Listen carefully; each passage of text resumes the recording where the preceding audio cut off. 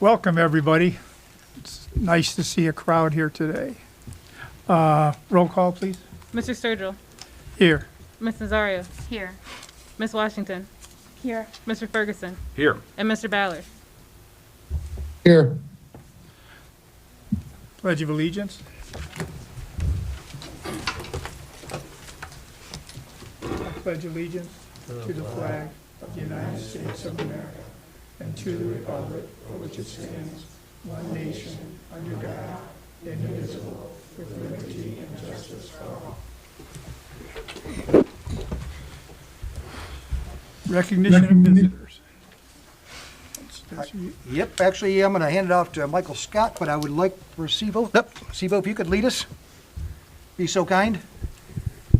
Yeah, we are privileged this evening to be able to recognize, and Sivo, you could go right up to the mic there, Sivo Aquindo Ritchie, and he's going to perform for us Black National Anthem. So if we could all rise.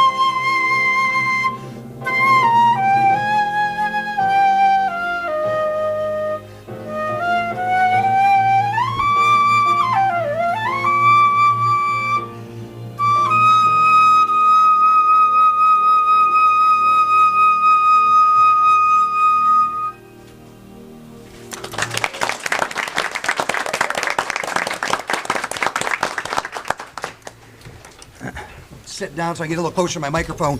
I had a chance to get to know Sivo a little bit. He sits on the Student Superintendent Advisory Council. And I can tell you that it plays beautifully. That's pretty clear, but maybe not as obvious because he's also pretty quiet, but a pretty beautiful soul. He came up with many suggestions. The gist of the group is to determine, you've got about 14 student leaders, and let them lead. So they identify needs that we have, and they identify ways to address those needs. And Sivo's recommendations have consistently been mentoring young people and why the need exists and how to do it. And you mentor 3 students now, right? And he kind of talks about the progress that he's made and the challenges that they face, and inspired a group of people to take that on as one of our charges. So I just want to thank you again, not just for playing for us this evening, but the constant leadership you provide in our district. So, Sivo, thank you very much. That's a great reminder why we have to maintain our arts programs in the district as well and expand. Yeah, But- he did a phenomenal job playing the national anthem at the National Honor Society ceremony for us. Just absolutely phenomenal. So I've heard he and his brother play many times, Yes, and his 100% of the time I get chills. So yeah, Yeah. just Phenomenal. blessed. Tell him how many instruments he plays. I play over seven different instruments. Yeah, I saw him. It was at Tahanis, right? So you're at Tahanis and for the cultural night, and he was playing the saxophone. He said he just started. He taught himself about 7 or 8 months ago, and I tell you, just outstanding, just At outstanding. what age did you first pick up an instrument? I first picked up an instrument, well, when I was young, when I was younger, I would say that. I was kind of already enrolled with music, with my sister playing the violin, my brother playing the drums. So it was kind of a family thing to pick up music. And so in second grade, I picked up the violin. from my violin teacher, Ms. Violin, and she taught me a lot with how to deal with music and how to express myself. And then I grew from that little foundation. I spread out to all my other instruments and everything. You know, I get lessons and learn how to get better and become a really good musician. Thank you. And thank you for sharing just the family impact, starting young. As we'll hear later, the importance of starting with the arts as young as possible is not just a privilege, but it's a right that our students deserve, every single student. So, Sivo, I'd like to just thank you for living Black history right now. And that's a piece, too. Oftentimes during this month, we celebrate history of the past, which is important. Don't get me wrong. We've had to fight for those opportunities to have access to sharing our stories, but it's also as important to recognize that we are living and making history right now, and you're a perfect example of that. So thank you. Yes. I would like to add to Sivo's history in the making. He just placed second place in wrestling this weekend, and he placed first place at the Ohio, you'll have to help me with this one, for music at the state level, and he will be participating in the state band this summer. So congratulations. And we haven't mentioned grades, but he excels there as well. So congratulations on all of your accomplishments, and best wishes to you. Well said. And thanks again, LaValle Ritchie, a teacher in our district, and Sivo's mother. Good kids don't turn out that way by accident. So thanks for sharing them with us. Yeah, and he is one of the most respectful, best students I've ever had. And even I don't have him anymore. Every time he sees me in the hallway, a little fist bump. And how you doing, Mr. Cawthon? So well done, LaValle, as always. Pablo wouldn't want to hear you say that. Pablo's great too. Pablo's great Never too. out of sight, never out of mind. You can edit this and put Pablo's name in it. You know. Sibling rivalry. I had a student like that once. His name was Michael Scott. But again, thanks, Sivo. I appreciate you. Okay, Earmark? Earmark. Yep. Kelly out there? Yep, there she is. Good evening, everybody. I've got some presentation, and that's a tough act to follow. So I know you guys have quite the agenda tonight. So I just want to do a brief update on the food service. It's been a while since I've talked to you guys, and just want to kind of bring you guys up to speed.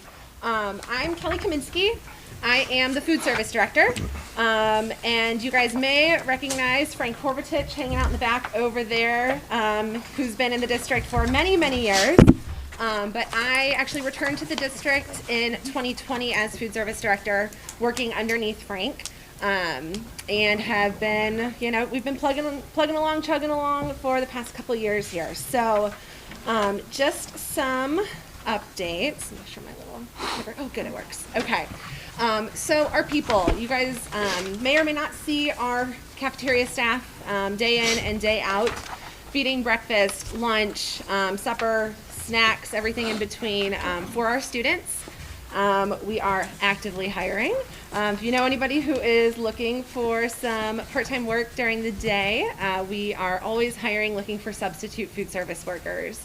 Our staff, we've had some of the same staffing challenges that you guys may have seen at every help wanted sign at just about every establishment you see these days. So feel free, always send someone our way. You can always have them reach out to me directly. But we have, honestly, our staff is the backbone of who we are. I would argue with anybody that my staff in food service is the best. They really, really, really care about our students, and I think that's what's most important. So, some numbers that everybody always loves. So I wanted to highlight some of our meal participation through COVID and our various feeding models that we went through. So these numbers are from the date that we closed back in March of 2020 through that summer, or through last summer, I should say, when we returned back in person fully.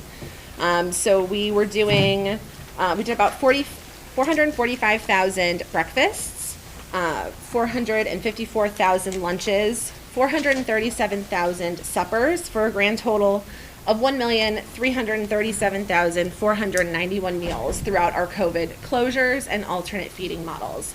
So during that time, you guys may have seen us out there in the food service truck through rain, snow, sleet, hail, sometimes all on the same day. We started with our one-day meal bags, Monday through Friday, for our students. We progressed to a daily meal bag, and then on weekends, Fridays, we were doing a 3-day meal bag. And then once we kind of said, wait a second, there's a better way to do this than every single day making these kids or families come out, we went to 2 days a week, a 3-day meal bag, and then a 4-day meal bag. And then finally, when we went to our hybrid schedule last school year, we were doing our meals in the buildings and with lunches to go, and still doing our meals out in the community to make sure we were hitting the students not only when they were in the buildings, but when they were at home. So during that time, we tried to hit as many students as we could. We progressed from, I think it was 10 meal pickup locations at first, up to, I think it was 36, through feedback from the community, through our Facebook page, teacher input, parent input, to try and make sure we were getting to our students. So this next one is our meal participation this school year. You'll see that we're actually quickly approaching those similar numbers of the time that we were closed for COVID. So far this school year, we've done 290,000 breakfasts, 364,000 lunches, and 5,127 suppers. Our supper number is a bit lower. I know the district partners with the Boys and Girls Club, and they handle supper in most of our buildings at this point. So these are just inclusive of our Aramark numbers. And these numbers go through the end of January. And for a grand total of 659,949 meals this school year. Our service models now, breakfast in the classroom at most of our locations, or grab and go to the classroom, which those two models are definitely the best way to get our students to eat. When you have to say, well, you have to go in the cafeteria, eat in the cafeteria, there's other places they'd rather be. Whereas if you bring the food to the students, they definitely partake more readily. They see their friends eating, and they're more likely to eat and get a full belly to start the day out strong. We do breakfast in the cafeteria at the high school, and then lunch in the cafeteria at all of our buildings. And then for a brief comparison from January of last year to January of this year, I just want to highlight the participation percentages in that last column. So if you look at January 2021 versus 2022, 38.5% versus 53% participation. Clearly, having our kids in the buildings and having the food available to them in school is the key. You're going to feed a lot more students that way. Lunch, 39% versus 61%. We really are wanting to keep those numbers growing. Obviously, attendance is one of our biggest hurdles. We can't feed the kids if they're not in the buildings, but we certainly try. And then the really big number I want to highlight is the midday snack program that we started last January.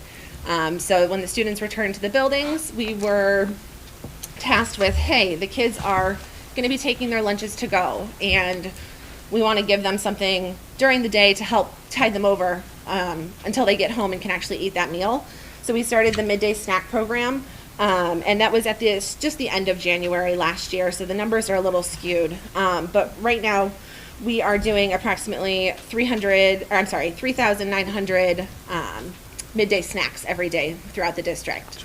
So that is extremely popular. I think it's really helping our kids stay full throughout the day and making sure that they do have the food that they need to fuel their brains. And then the other new program that we have started this year in collaboration with the district is second meals, second entrees. all of that is being paid for by the district.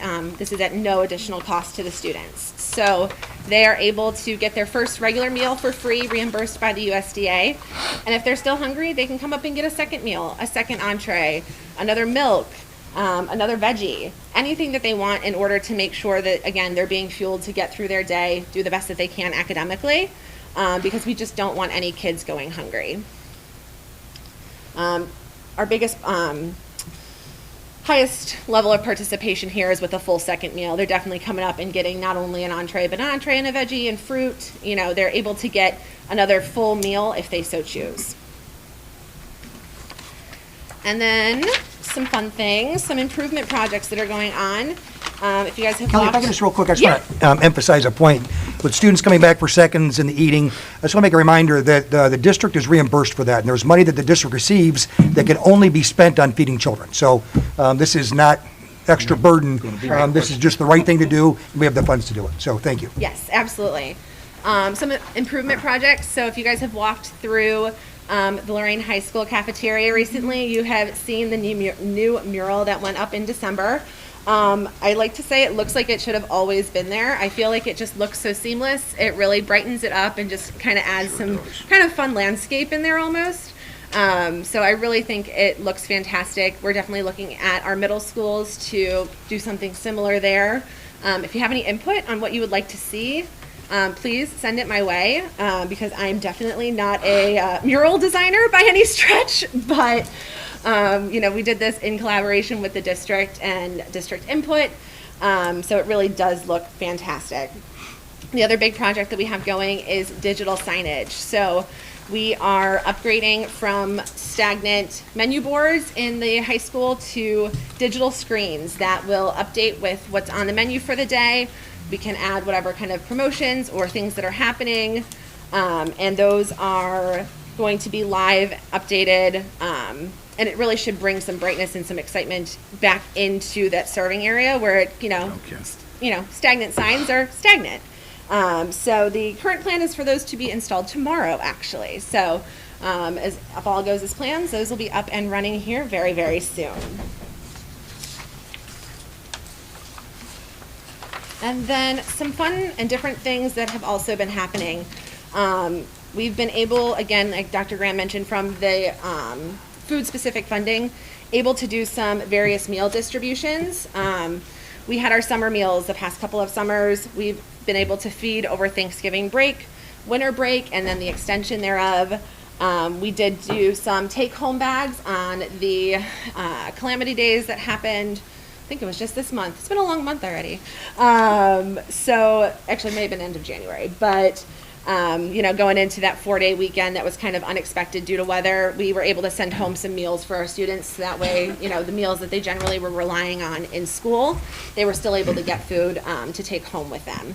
And then we're already planning to do a meal distribution for spring break also to help fill those gaps for our students. And if I could elaborate just one more time on that piece. Moving forward, maybe even, probably not as soon as spring break, because we're just not there yet, because there's a lot of delays in equipment that are going into our mobile buses that are actually fitted ideally with the equipment that Aramark has, and we'll be driving those, hopefully be ready by the summer, but driving them to where our children live to make sure they eat during the summertime as well. Now, moving forward, once they're done, then obviously it's a more efficient way to provide food over winter break and spring break and other times when students aren't in session. But again, it's just, again, another partnership that we have been able to embark on to make sure that our kids get fed. So thank you for that.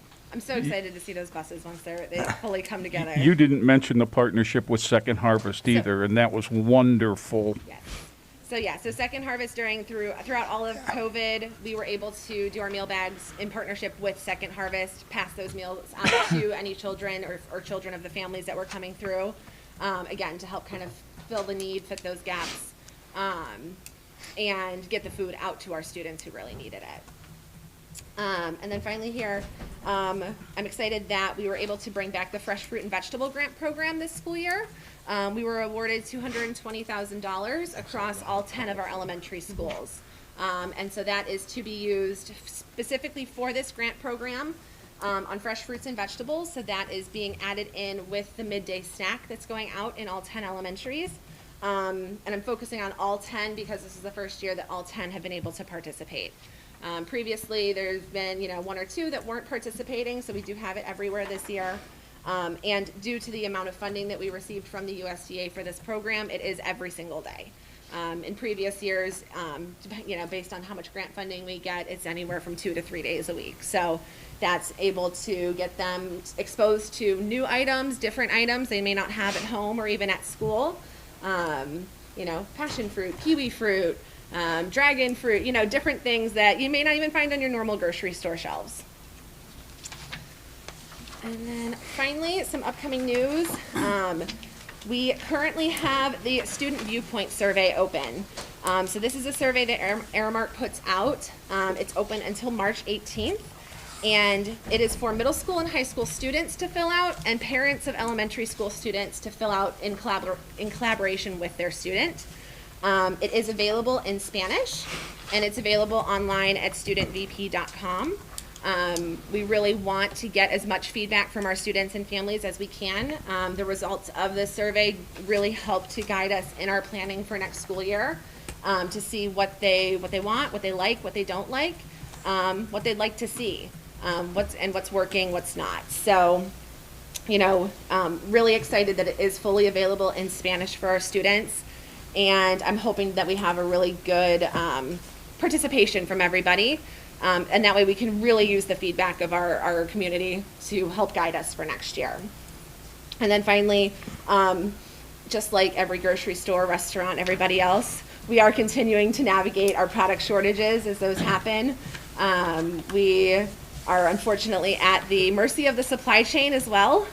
So things that have always been available to us are suddenly, you can't find the right lids for the right cups. You can't find, boats to put our French fries in. It's, the craziest things. So we're trying to deal with that as best we can. And I'm sure everybody sees it on their grocery store shelves too. So with that, I'm happy to answer any questions you guys might have. Otherwise, I will let you get back to your agenda. I wanted to make a comment. I wanted to say thank you for 2020 and how well you pulled things together from that March, even through the summer. I mean, there's so many people to thank for, for that period. Well, thank you.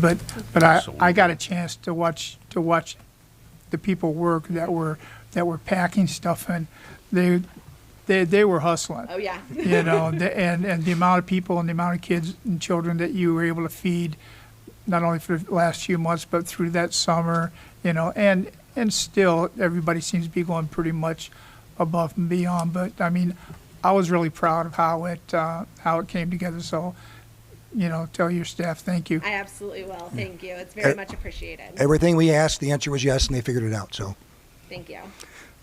Can we, will we push out that survey for them? Does the district push out I'm not sure how that it goes out. Do we do that? You know what? I did reach out to communications to Okay. get that out. So. Okay, just because I haven't seen it yet. Gotcha. So Yeah. can we just get that pushed out? Yeah. Yep, it's shared on our Facebook page as well. We do have Aramark feeds Lorain City Schools. Okay, thanks. So it is on there, but yeah, we'll keep pushing that out and, hopefully Thank text, you. robocalls, all that fun stuff and get the feedback. Yeah, thanks. Thanks, Thank Connie. you. Thank you. Thank you, guys. Ready? And, right, arts, right? Yeah. Lisa Roberson, be so kind as to lead our more art celebrations and applauses for the successes of our students. So, Amazing things they've done. as Lisa comes up, though, Did I invite her into the conversation inappropriately? Is that you did. You did. We're a little off topic, but she was ready. She's a trained Because professional. Lisa has multiple layers of great things that she's sharing about our schools tonight.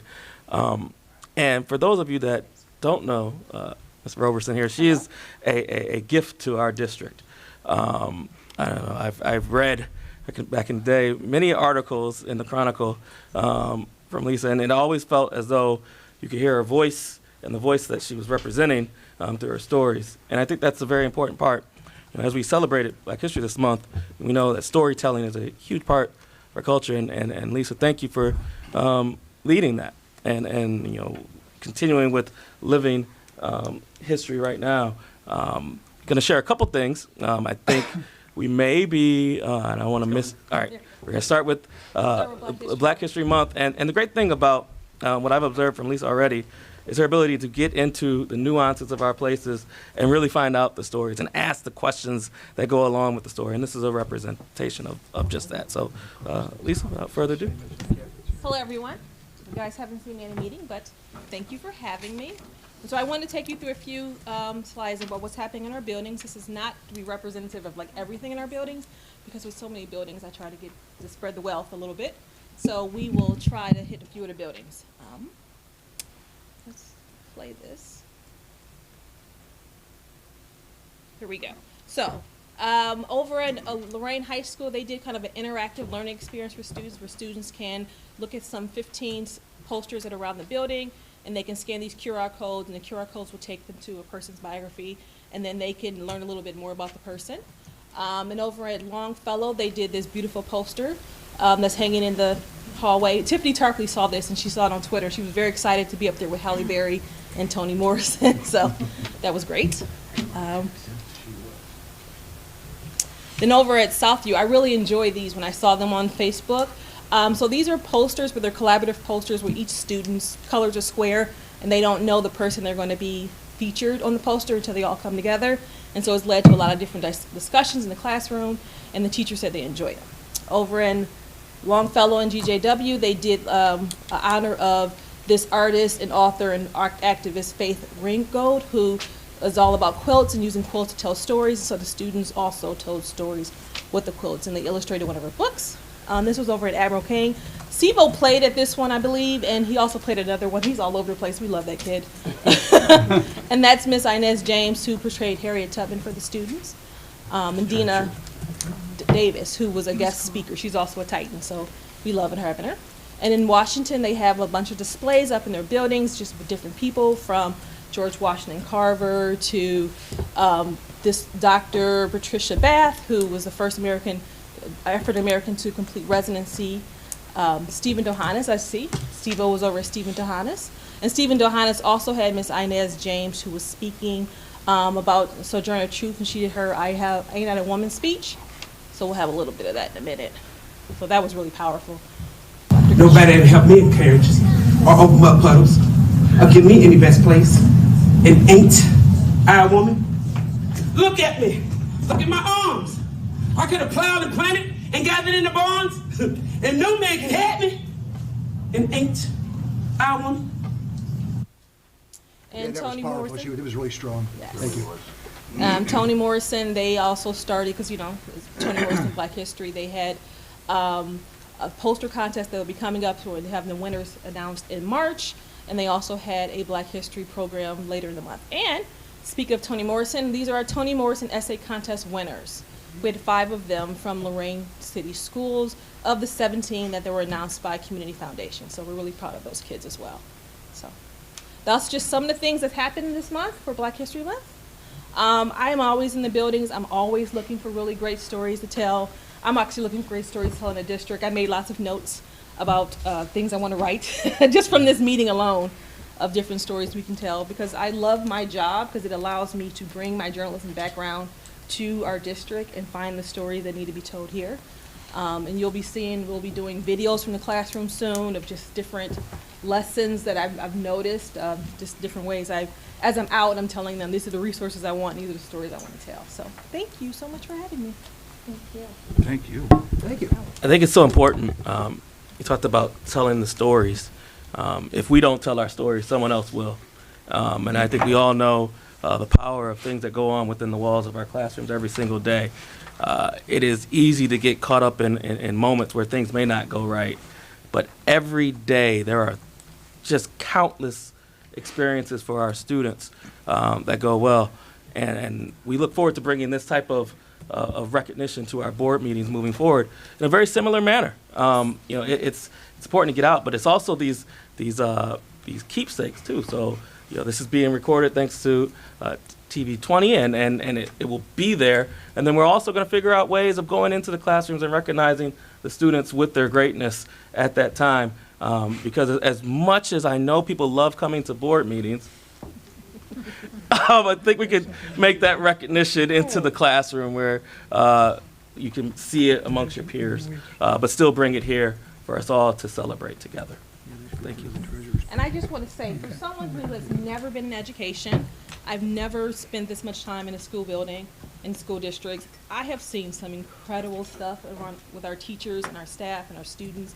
I was even blown away. I thought when I took this job that I knew Lorain City Schools, and then I didn't.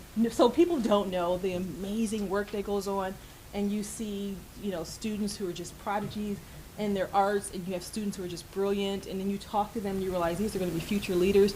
You don't see that enough in the community, so I hope I can do that for you guys. Thank you. Thank you. Thank you. It's awesome. Please. Yep. All right. All right. So as we recognize here this evening, I want to invite 3 of our visual art teachers who have been really instrumental in helping us to expand and plan our expansion of the arts, which we'll go into much deeper a little bit later in the agenda. But they've also been really instrumental in developing our current students and have been recognized now with the Scholastic Art Show winners. So I'd like to invite Amanda Kubicki and Jacqueline Murdoch and Zeta Smith, who are visual art teachers from Southview and Longfellow and the high school, to please come on up, because we have a number of winners that we want to go through. And the 3 of them will talk just a little bit about the significance of the Scholastic Art Show and what it takes to be recognized, and then we're going to show you their winners and their artwork.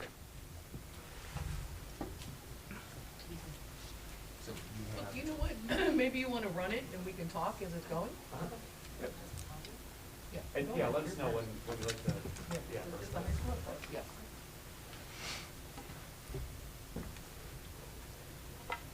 So the Scholastics Art Competition is a national competition that starts in middle school, I believe the age 14?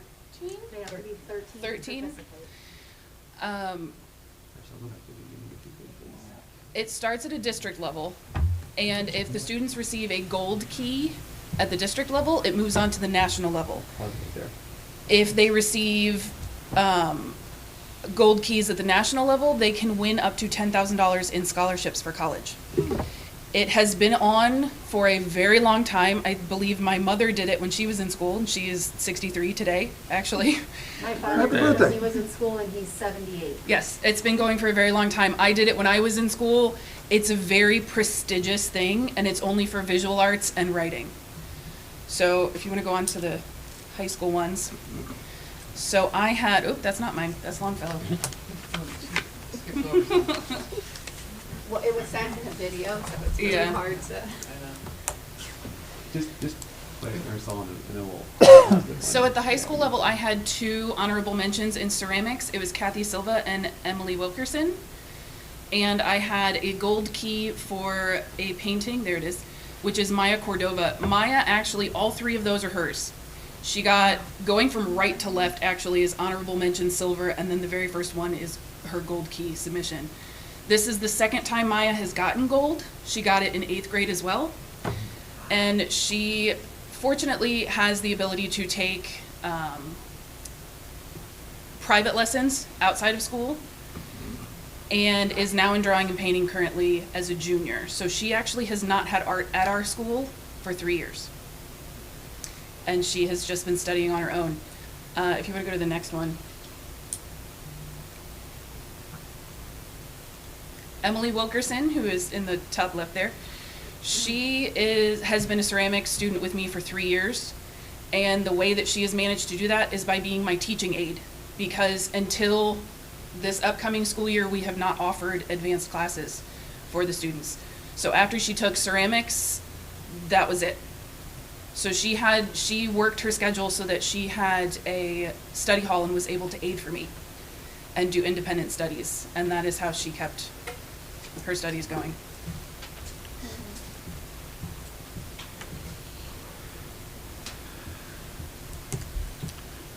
A work of art has 2 main parts. The form, where the artist uses the art elements, the principles of design, and selects the subject matter and the medium.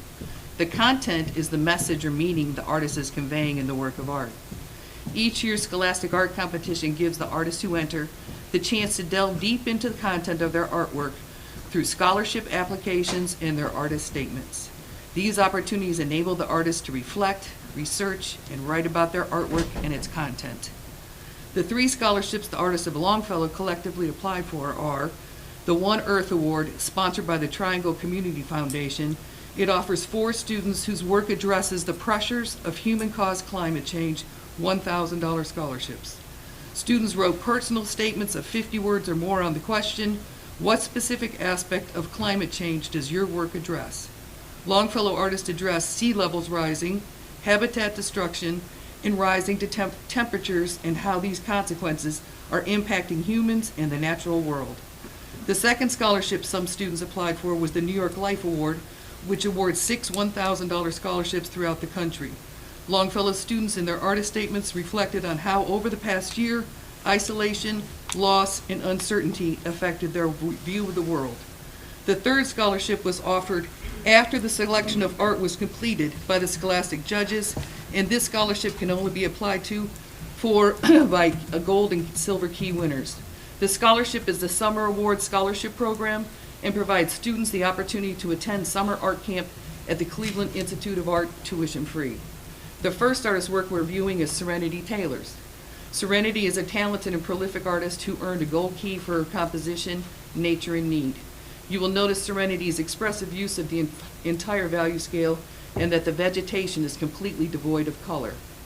In Serenity's inner strength, you will see the bones tattooed on her fingers, showing her strength, as well as natural elements that inspire her. As a gold key winner, Serenity is in the process of completing her scholarship to attend summer camp at Cleveland Institute of Art. The next work that you see there is Separated from Love. Oh, keep going, go to the next page. There you go. It was created by Alyssa Pardon. It is inspired by the famous Frida Kahlo painting, The Wounded Table, that she created a week after her divorce from the Mexican muralist Diego Rivera. The painting disappeared in 1955 in Poland and has never been seen since. Alyssa's work of art shows Frida Kahlo and Diego Rivera sitting at the table, almost in the same arrangement as Leonardo da Vinci's The Last Supper. You will also notice that Alyssa has put Diego next to Frida and surrounded her with animals that were common in many of Frida's self-portraits. Alyssa earned a silver key for this composition and is also in the process of applying for the Summer Art Scholarship to attend Cleveland Institute of Art.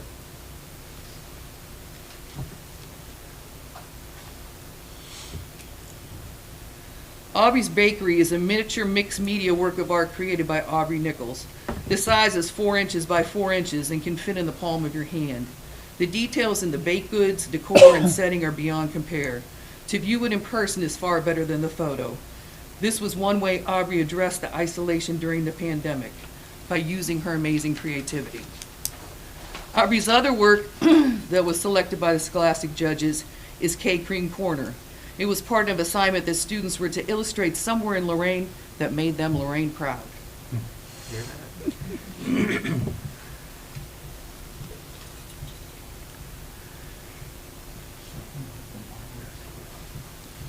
Climate Change Helping Hand was created by Beth Ruick. In this composition, Beth has tattooed her forearm with a monarch butterfly, an endangered species, as well as a wave inspired by the famous Japanese woodblock print, The Great Wave off of Kanawanga, addressing the sea levels changing due to human-caused climate change. Best Broadway Lorain depicts part of the streetscape of Broadway Avenue in downtown Lorain as her composition of Lorain Proud.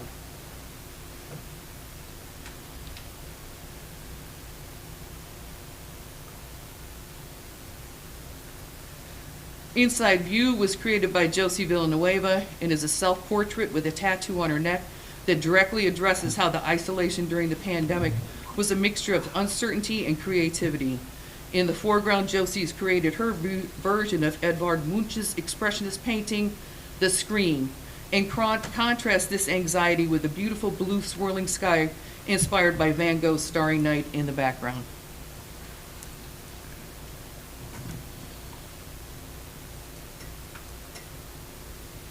In I See Levels Changing, Rhea Spears has created a self-portrait with a red-orange hot glow behind her head and a tattoo covering most of her face inspired by the Great Wave. In this composition, Rhea addresses both the changing sea levels as well as the rising temperature directly related to human-caused climate change.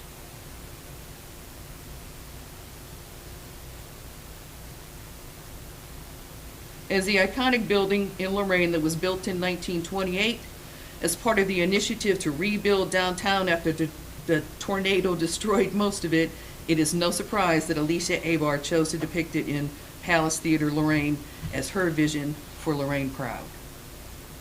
I want to make sure that we let everybody know that on April 28th from 6 to 8 p.m.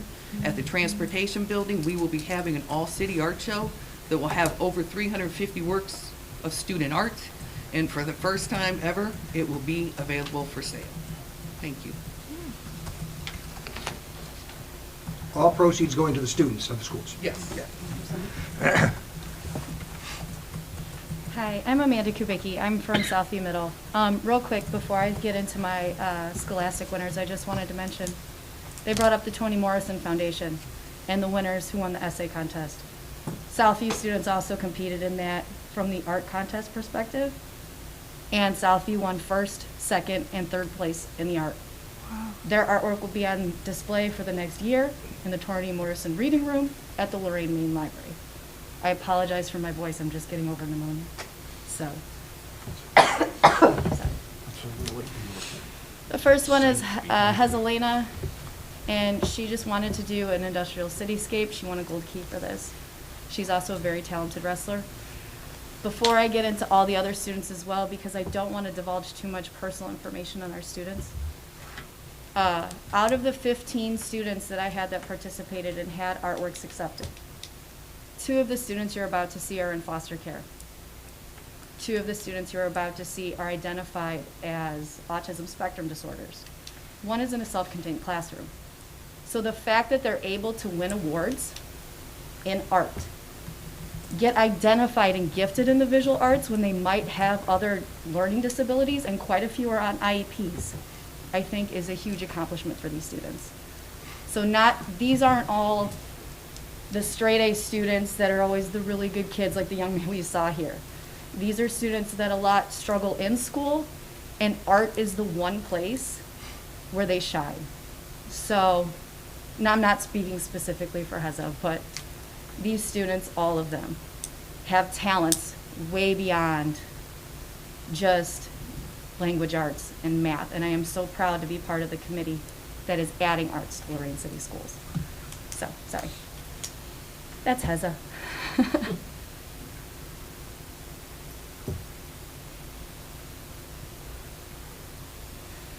This is Alliance and his cat.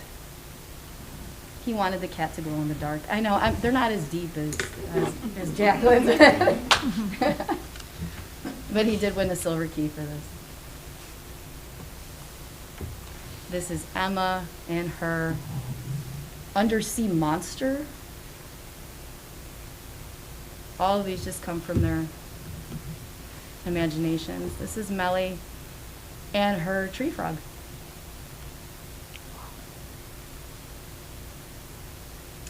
This is Natalia. She actually won a silver key and an honorable mention. The boat picture that is on display is also, and Heza's are also in the Lorain calendar that is passed out through, who's it through? Town planner. So a lot of these are also in the town planner for this year.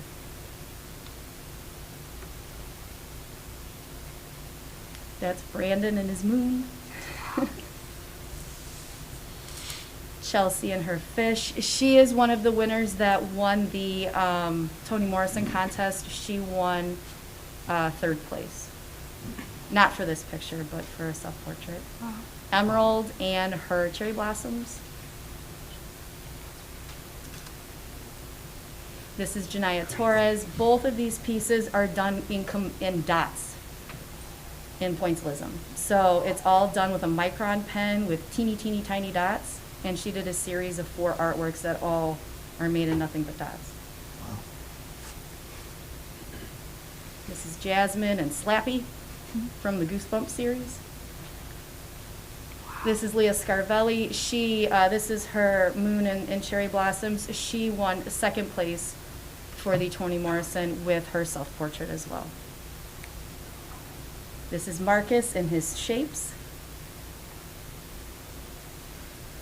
Riley and her mushroom. This is Rowan and her umbrella. And Ashley and her creepy girl. Thank you for letting us come and recognizing these students. I know for us personally, you know, Jacqueline and I and Zita, we've all participated in a number of competitions in the last, at least in the last 3 years that I've been in Lorain.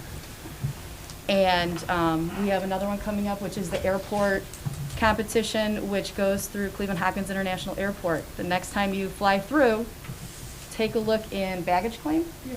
We have how many students? Could I add to that? Yeah, go ahead. Do you mind telling the story? Yeah, please. Since the pandemic stopped them from having more competitions, we just started after 2 years having a new one. Those works of art that were selected from our schools that are at the Cleveland Hopkins Airport have been up there for 2 years. And a physician from Los Angeles that comes to work at university hospitals once a month kept seeing this work of art. And it was from one of my students that's now at Lorain High. And she reached out and contacted my principal, who contacted me, and we are in the process of getting them together because she is going to pay the student $1,000 for the work of art. Wow. And she is going to have it placed in the pediatric trauma center in Los Angeles, where she has her residency. And Ross, are you looking it up to project it? Can you turn on screen sharing?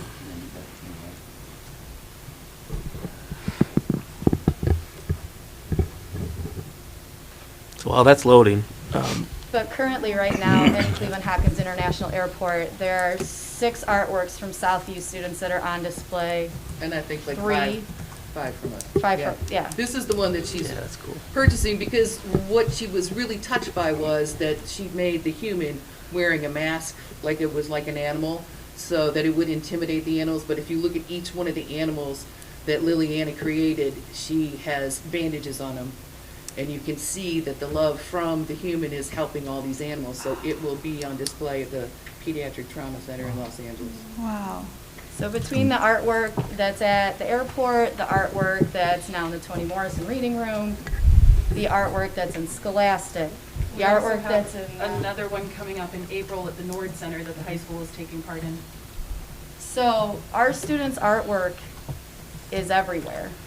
And we just really appreciate that the board is giving the recognition to these students because they truly are amazing. The new Cleveland Clinic building that's being built in Avon Has some of our work. had one of the people who worked for them came and actually purchased the artwork from us, from these students that are now on permanent display in their pediatric unit. So it's not just a Lorain thing, it's a community thing. So we just really appreciate it. But I want to thank you for your leadership in that. Obviously, they don't come out of the box with talent like this, and I appreciate your coaching. I appreciate the fact that you took time away from your families to come honor and celebrate the children that we serve here. And I've heard it several times tonight that, you know, I think when Lisa was speaking, when you were speaking, amazing things are happening in our classrooms. We have amazing staff, we have great kids, and because we have the moniker of academic distress, people think a certain way.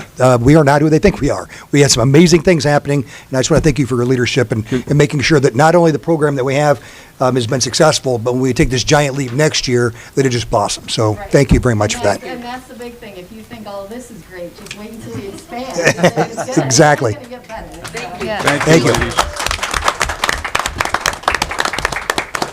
When I became principal at Southview High School, one of the things that I inherited, and Mike and Steve will remember, is we had a Beyond Compare design for our art program. I mean, Southview was the art magnet, if you will. And I'm sure that there's a couple of retired art teachers that would love to sit down and discuss how things were and what things could be, if that interests anyone. Yeah, I think that's powerful, the ability to connect through the arts. I've had the privilege of sitting on the some of the meetings that have been held relative to the expansion. And what was highlighted today, I just want to bring forward there was conversation about assets. One of the teachers talked about, regardless of how a student may be labeled. And we have some work to do as a learning community. And our professional learning coming up is going to just talk about the impact of a label relative to identity development. We've got to be really careful on that. And regardless, look at our students' assets that they bring to the table. All of our students have assets. It's our responsibility to cultivate an environment by which their assets can come to life. That's our responsibility. That's our moral and professional obligation. And we had that a little bit spotlighted today. Once that light is sparked, sky's the limit. We know that. We've had examples today of, when we get our students started early, right? Relative to, if we're talking about arts, if we're talking about athletics, if we're talking about just, the fundamentals of and science of reading, we can go into all these different areas, but how we start our students matters. And the resources that we put so that they can have that premier learning opportunity and access to what all students around us may have access to. Our talents here are limitless. And I think that's what was highlighted in the two presentations today, is just that. Now our challenge is to see that in every one of our students. Yeah, we spotlighted some great students today, and there's many, many more. And it's about giving them voice and opportunity. I look forward to what that looks like now in the lived experience, and then what it will be as we move forward. Okay, we're moving on, right? Yep. First hearing of the public.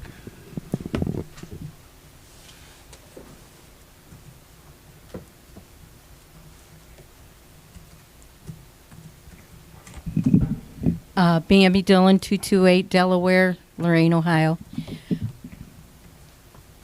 What we saw today, right here, is so impressive. And it makes you proud. Because you guys all know how I feel about Lorain City Schools. I love Lorain City Schools. But this just makes you want more and more and more. The problem I have is it's fine to put it out here. We got to get it out into the public. We have to make sure that we advertise our children's success everywhere, not just here. When I was looking at, how I think about stuff, and I was sitting there thinking, what a great piece for the levy committee the next time we have a levy to put this together and go and take our show on the road. People would rather see that than to sit there and listen to us talk about why they should vote, because at 1.3, they don't care about statistics. This is what we should be showing them. And that's what I would like to see the next time we have a levy, have these videos put together and give the videos to our people and go out and speak to all these groups. Is it possible City Hall, everywhere. Is it possible to put that art presentation that we just saw on TV 20, just as a It's going to be on TV 20, PSA? and it's going to be on, But I mean, our just website. as a self-contained thing. Sure, we'd write some language for that and put a voiceover behind it. Yeah. Absolutely. You can come up with as much artwork as any, you can come up with a couple different variations. Yeah. Yeah, that'd be great. That's I like what it. we need to get out to the public, because why should it? It's like hidden, and it can't be hidden anymore, because I get tired of seeing about all the other schools, charter schools, privates, Lorain City Schools. That's what we're about, Lorain, Ohio. Then what Michael Scott said about starting early, if you remember in our meeting with the student advisory, that's what those kids said, that they would like to see the school system start early with them in teaching them and having them go from preschool up through high school. So, and I belong to that group, and they are wonderful kids. And I'm so glad to see him, because I knew he told me he played so many instruments. So I was proud of that. Then one other thing that you probably don't want to hear me ask, but I was wondering, like on the agenda, there's a lot of salary stuff and all that.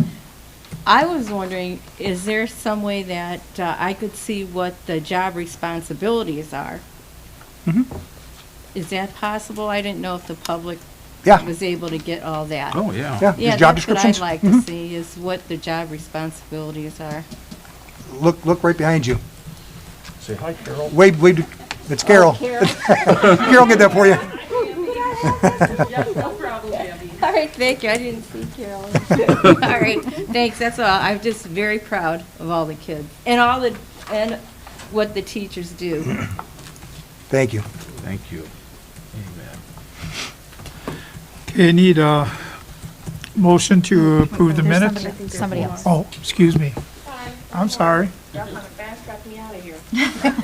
I'm sorry. That's okay. I'm Chiquita Jones. I'm at 2305 Arrowhead Street. I am just sharing information. The Lorain Health and Dentistry reached out to me again today in reference to their sealant program. They're saying that they're 2 years behind.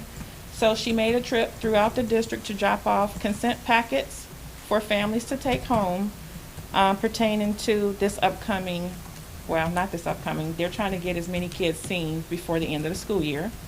And then also we have another program called the Ohio IC Foundation that's coming to Lorain City Schools March 16th and 17th. And they're gonna screen up to 75 students. So what our district health professionals have been doing is sending out referrals to any student that has failed a vision screen.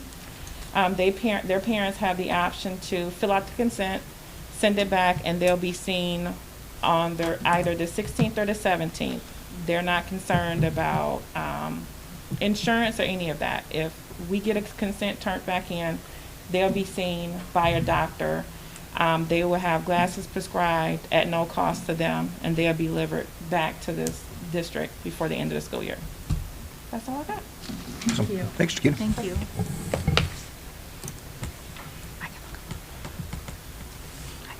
I'm not saying nothing until everybody's sitting. Okay, now I need a motion for the approval of the minutes. So moved. Second? Roll call, please. Mr. Ferguson. Yes. Ms. Nazario. Yes. Mr. Sturgill. Yes. Mr. Ballard. Yes. And Ms. Washington. Yes. Okay, I need a motion to suspend the order. So moved. Second. Roll call. Ms. Washington. Yes. Mr. Ferguson. Yes. Mr. Ballard. Yes. Ms. Nazario. Yes. Mr. Sturgill. Yes. Now I need a motion to go into executive session. So moved. Support. Roll call, please. Ms. Washington. Yes. Mr. Ferguson. Yes. Mr. Sturgill. Yes. Mr. Ballard. Yes. And Ms. Nazario. Yes. A voice from above.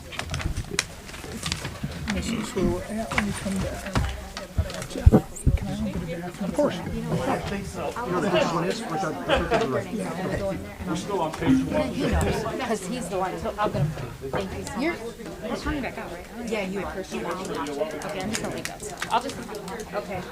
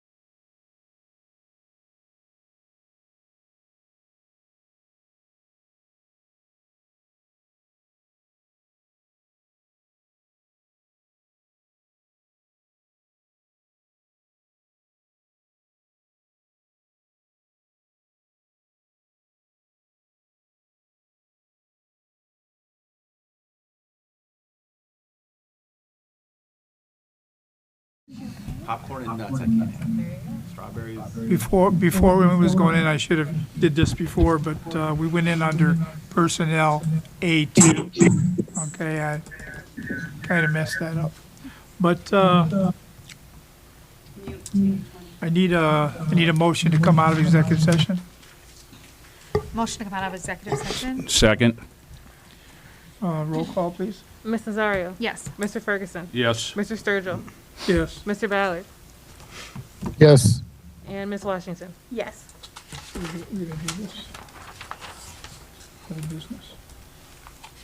Mask mandate update. The mask mandate update, based on the action taken at the last board meeting, this is the last day that masks are required in the Lorain City Schools until further notice. You missed that memo, didn't you? You still got 4 hours, sir. Got a few hours to go. Put my nose back in its bra. Okay, if that's so, everybody will be happy tomorrow. Tomorrow we go back to the new normal. Okay, report recommendations of the treasurer. I have item 8.01 for approval. Motion to approve? Support. Any discussion? Roll Just that- call? Just that if you weren't at the robotics thing, you missed quite a day. And to everyone who was there, thank you. We had, I think, over 60 volunteers, most of whom were our current and previous staff members. So again, on a pretty miserable day weather-wise, on their day off, our staff came in to take care of our kids. And that's just quite a statement. And thank you to everyone that donated to help that possible. Okay, roll call, please. Ms. Nazario? Yes. Mr. Ferguson? Yes. Mr. Sturgill? Yes. Mr. Ballard? Yes. And Ms. Washington? Yes. Reports and recommendations of the CEO, personnel matters. I'd like the board to consider for approval items 9.01 to 9.07, personnel matters. Moved. Were there some amendments, or did we not get that far? We stopped? If there were, I didn't get them. You said something about them. Who's gonna pull somebody? Oh, I apologize. Thank you very much. I need to pull, thank you for the reminder. I need to pull 3 people from the agenda. Bridget Kaiser, Aaron Graham, and Mary Mays, as we wait for additional information. Thank you for that. 3 hours in executive session. Calm me down. Really doesn't take that long. Okay, we need a second. Second. Okay, roll call, please. Mr. Ballard? Yes. Ms. Nazario? Yes. Mr. Sturgill? Yes. Ms. Washington?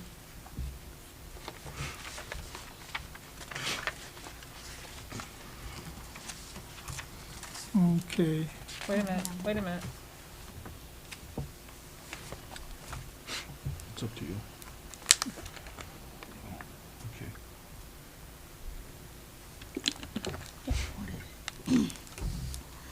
Yes. And Mr. Yes. Ferguson? Okay. I'd like the board to consider for approval items 10.01 to 10.14, operations matters. Motion to approve? Moved. Second. I think we all said at once. Roll call, please. Mr. Ballard? Yes. Ms. Nazario? Yes. Mr. Sturgill? Yes. Ms. Washington? Yes. Mr. Ferguson? Yes. And that's all I have for you tonight, Mr. President. Okay, where are we at here? Where'd you go up to, 10.14? 10.14, yes. Okay. Report, any other reports or recommendations? No, sir. New business? None. Committee reports and requests from board members? I would just like to thank Dr. Graham for creating the superintendent committees and bringing, I know we're still under, technically under state control, but bringing us into the the conversations of, it seems like there's a committee for everything, and I appreciate that. Thank you. Yeah, as we've discussed, we have a board that is, they're true leaders in our community, and to have you engaged from the very beginning throughout the process, I think is a healthy thing. So thank you for agreeing.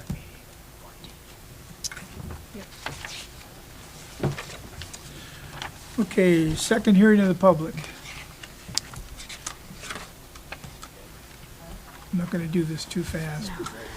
Second. All I'd like to say is, could you tell me ahead of time when you're going to have executive session? I'm going to bring some food. Just bring it up for everybody. Bring it up for everyone, that's right. I will, you know me, I'll do it for everybody. It's a long day.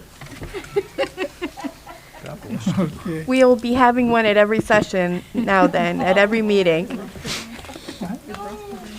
No, we postponed. Oh, okay.